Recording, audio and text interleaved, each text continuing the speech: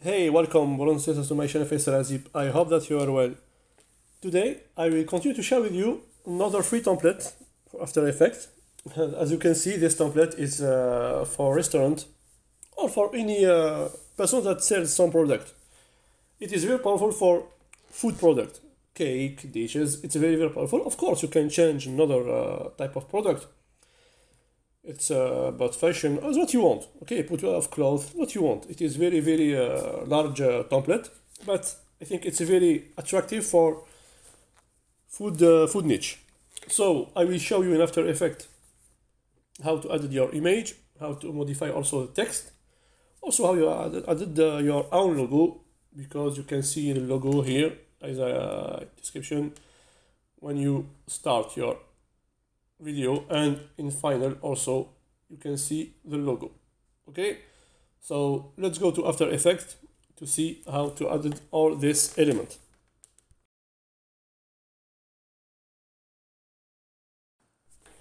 So when you open your project, you see the screen, and you can start by changing or editing your image or changing the logo or putting your logo, what you want. Okay, so I will add my logo. To add your logo, just go here to the folder your logo, make double click in the composition. As you can see, I have nothing here. Now I can add a text logo or image logo as you want. So I'll add a text, for example. Here I will make my logo, for example, it's simply example, and here can change the alignment. Like this, it is text, and also I can add image. I will show you when you add image. I just open this rendering, and here if I make preview, you will see here is the logo that appear. Okay, it is for the first step with logo, text logo. I can also make or add an image for the logo. So I just delete this one, go, and I will put my logo in image. And here you will see I have also my logo that appear in rendering. So save, and I come back here, and let's see if the logo appear. Good. Here is my logo with image or with text. Put what you want. Now the first important thing is to add your product, the image of your product. To add the image, you have two things. Or the product, you have the image and also the text. To add the image, go to this folder, your media, and you have 20 images that you can add, 20 products. You can add more than this one, or you can delete also what you want here. Okay, you have the choice. So to add the first image, I make double click here in media one, and I put my own image. So let's put the first one, Masfouf, and here you will scale your image with the display, okay, of your video, depend of your image. So you can scale with the mouse as you want, like this, or put it directly, or make it directly fit with the composition. So transform fit to composition as you want. You scale as you want, of course. And I have added my image. Now I will add the text associated with this image. To add the text, I will go to this folder, your text.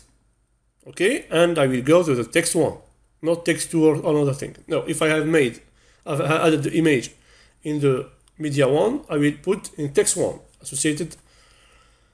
So make double click, and here you have also the text. As you can see, I will change it because I have do it before.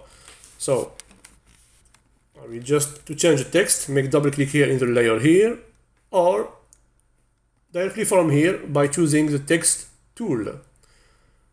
Okay, so we change it by Masfouf dish, for example.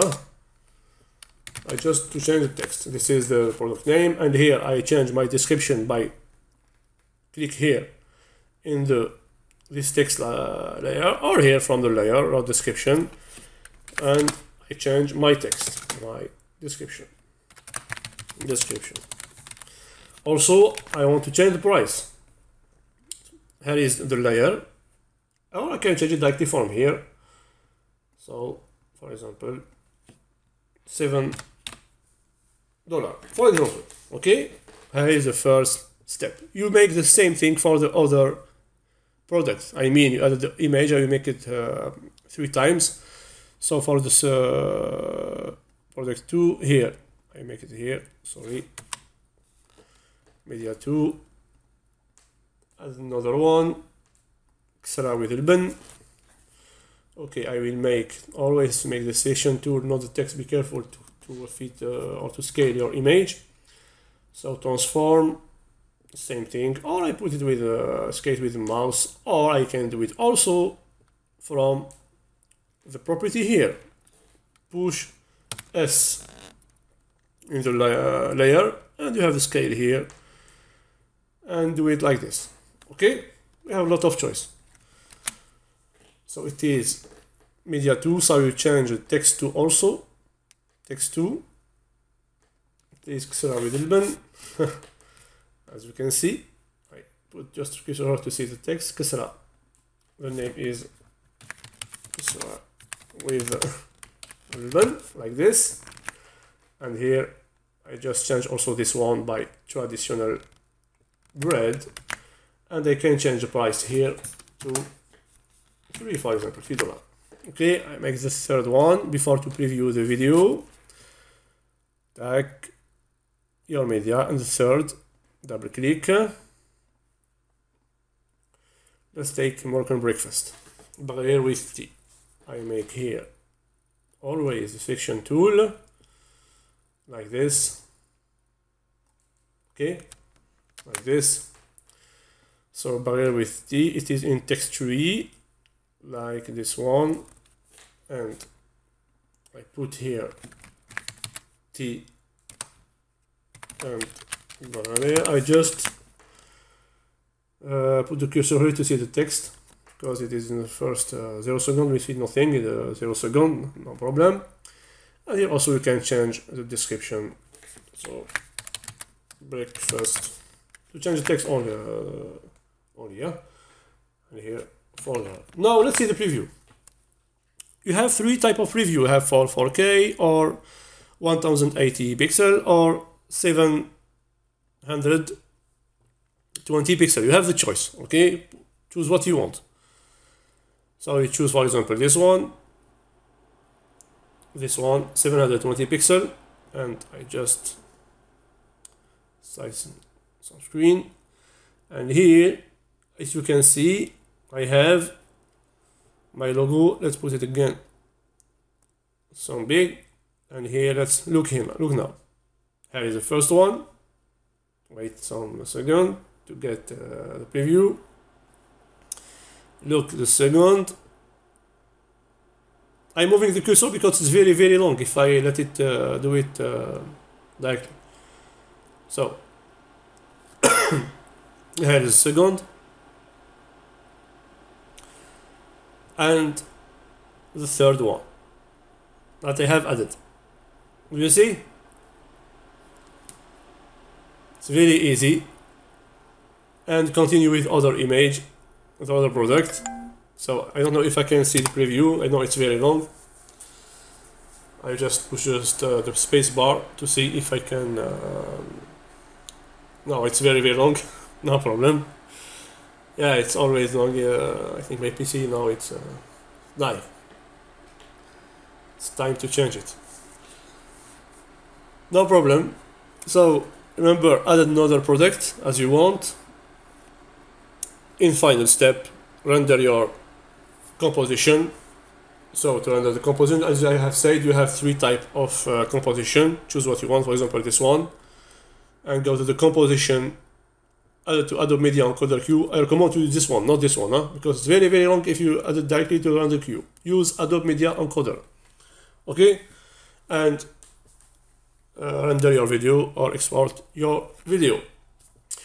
See you in the next video, inshallah, brothers and sisters. I hope that you have liked this template for a restaurant or any food product. It's very, very attractive. I have said before, you can put another type of product, but it's very, very attractive for food niche. In another video, inshallah, we continue to share another template, and it's very important to have basic skills in After Effects. I am trying to show you different steps for any person that doesn't have any knowledge about After Effects or different tool. I am trying to do it. And when I have a time, I will make a full course about After Effects for beginners. I mean, what is After Effects, how you use different tools, etc., etc. To can create your own template. Of course, create your own video. Okay? I will make it, inshallah. I'm trying to make it when I have the time. I don't know if I start by After Effects or Premiere Pro or Photoshop. I don't know yet. Tell me in the description which tools you want to make the course. Now I will make the same video but in Arabic. I will make all these different video. Inshallah, I will make it in English and Arabic to be a benefit for a lot of people. Okay, so the second part of this video will be in Arabic, inshallah. Thank you again, my brothers and sisters. Like this video, share it with your friends, subscribe to my channel. I tell you goodbye. Assalamu alaikum wa rahmatullahi wa barakatuh. السلام ورحمة الله وبركاته. مرحبا بكم أخوات في قناة فيصل عزيب. اليوم سوف أستمر في طرح قالب جديد After Effects، وهذا القالب خاص للناس عندهم مطاعم أو ناس تبيع منتجات الأكل. بالطبع نستطيع استعمال هذا القالب لكل الأشخاص الذين يبيعون منتجات ملابس أو ساعات أو أي شيء آخر، ولكنه جذاب خاصة فيما يخص الأكل. هذا موضوع خاص الأكل يأتي بأشياء جميلة في هذا القالب هذا.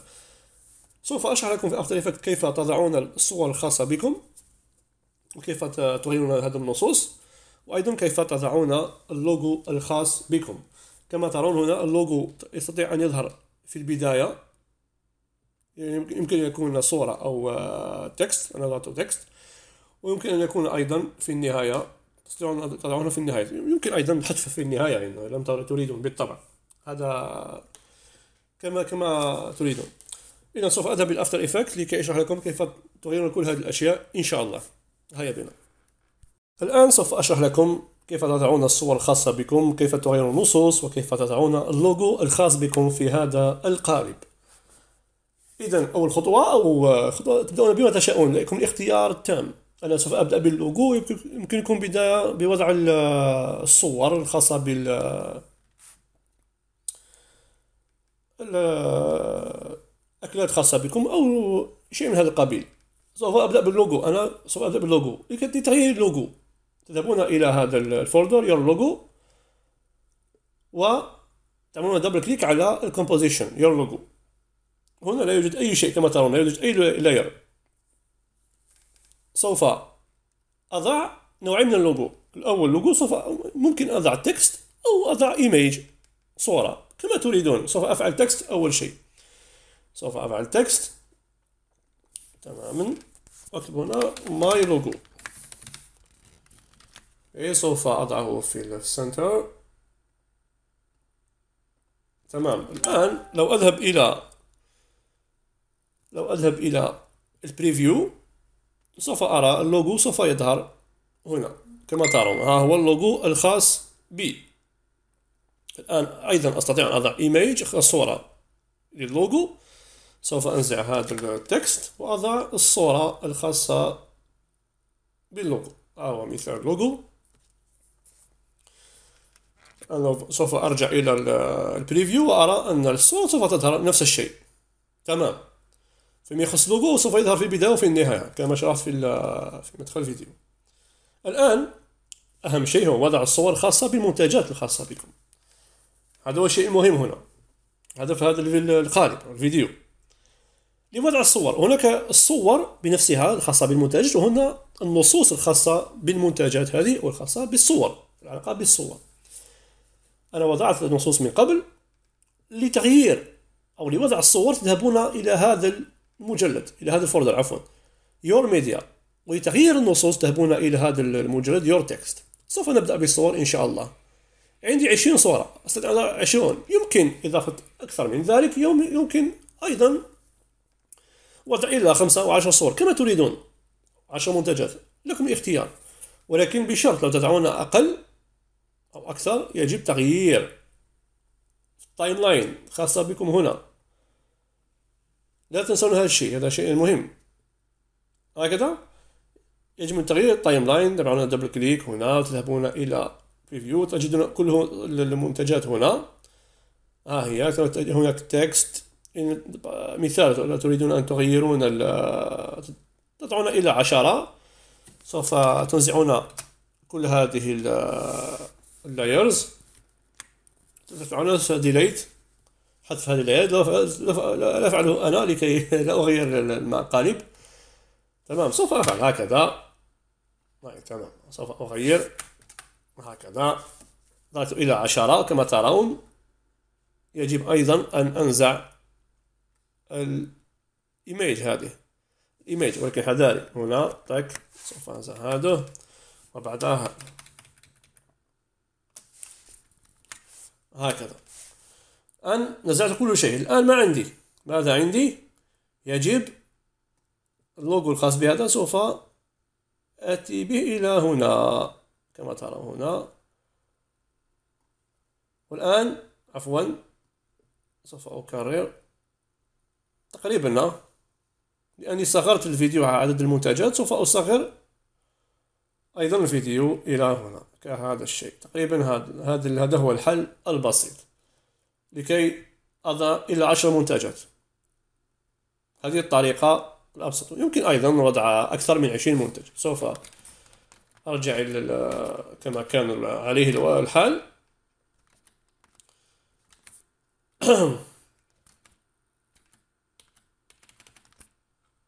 تمام. الآن سوف أرجع أين كنت. سوف كما قلت سوف أضع الإيميج الخاصة بي. أوكي، لكي أضع إيميج خاصة بي أذهب إلى يور ميديا هنا فولدر، أعمل دبل كليك. عفوا سوف أفتح البرنامج من جديد، التوم من جديد. عندي مشكل في الميموري. عفوا close project, don't save and open recent, this one. good. إذا سوف أذهب إلى كما قلت your media لكي أضع الصور الخاصة بالمنتج.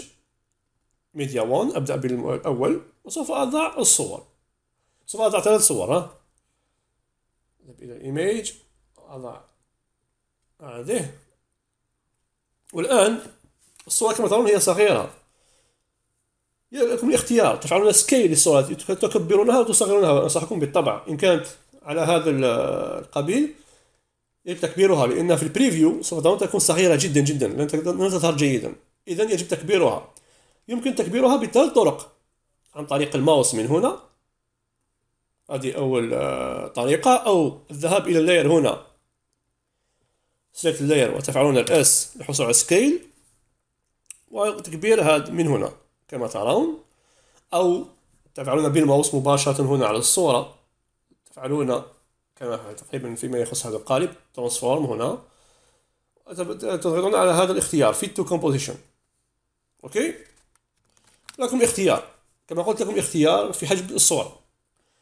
هذه الصورة الأولى. لكي أضع النص الخاص بالصورة هذه يجب أن أذهب إلى your text folder وأذهب إلى text 1، ليس text 2 أو 3 أو 4، لا text 1. text 1 هو الخاص بالصورة الأولى. إذا أفعل دبل كليك وهنا عندي النص الخاص بالصورة، أنا وضعته من قبل. لكي تغيير هذا النص تفعلون هنا دبل كليك على النص مباشرة أو على اللاير، لكم الاختيار. أوكي، سوف أفعل هنا دبل كليك وأغير مثال كما قلت مسفوف، أضع إلا مسفوف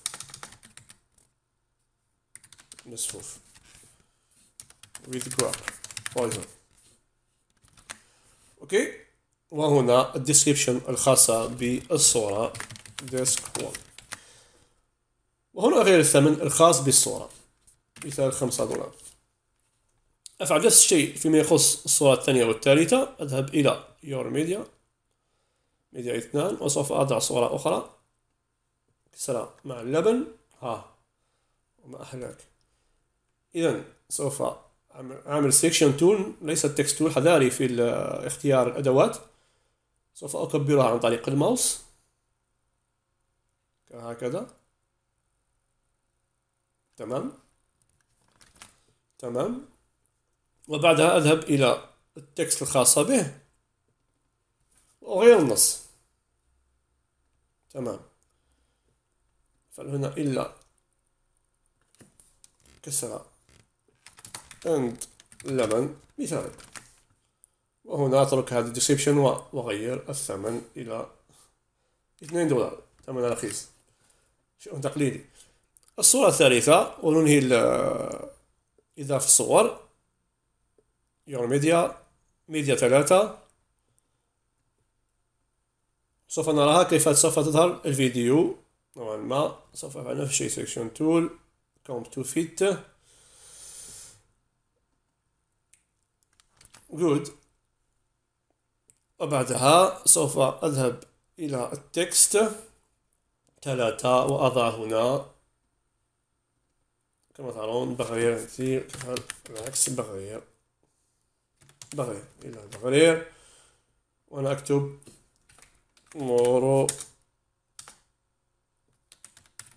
can breakfast. تمام. وهنا أتركه $4 مثال. الآن سوف أرى البريفيو الخاص بي بعد أن وضعت هذه الثلاث منتجات أو 3 صور.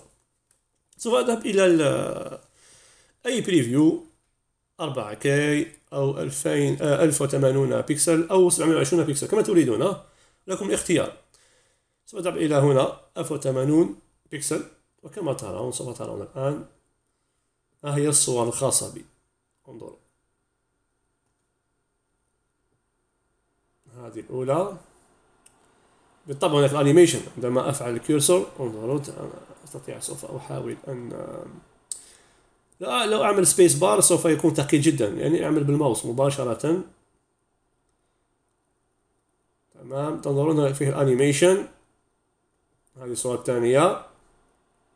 انظر، لو أعمل سبيس بار أول مرة سوف يكون ثقيل. انظر بنفسكم، أعمل سبيس بار لنرى البريفيو الخاص بنا.